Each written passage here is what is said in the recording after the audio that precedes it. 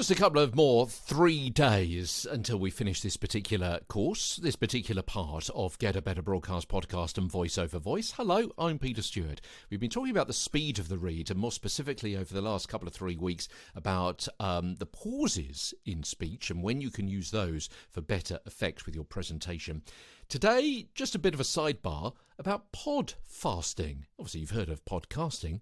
Pod fasting, though? Yeah, this is when listeners play back your podcast really fast, perhaps 1.5 or even twice the originally recorded speed, or 2x speed, as sometimes it's referred to as.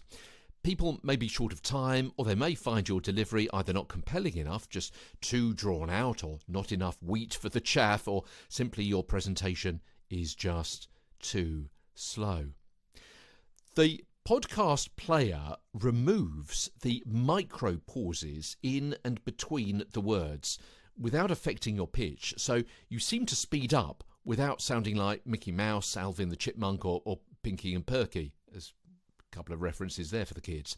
If you want to replicate that in your home recordings for, say, voiceovers, such tech is available in most digital audio workstations. Again, it speeds up your whole recording without changing your pitch, so it can be almost unrecognizable apart from the collapse in time.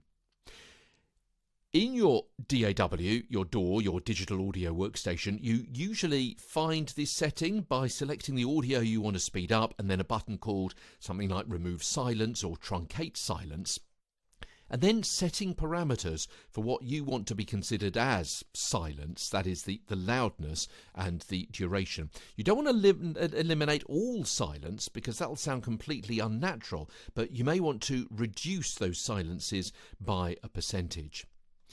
While researching this podcast, I found a quote from the podcasthost.com, which is, if you're into podcasts, that's a site really worth looking at. The link is in our show notes, who wrote, "There's a time and place for everything. Listen to the movie Tootsie, where Bill Murray stole many scenes from Dustin Hoffman's manic performance with measured, mindful pacing. The I have a dream speech at 1.5x speed sounds like a grocery list. Liam Neeson's Taken speech, the action movie monologue that became the meme of the 2000s, at 1.5x speed would be 0.5x as threatening. So be careful that you want people to consume your content at the speed you wanted them to consume it. So consider the careful use of your pace and your pausing when you originate the recording in the first place. From London, I'm Peter Stewart.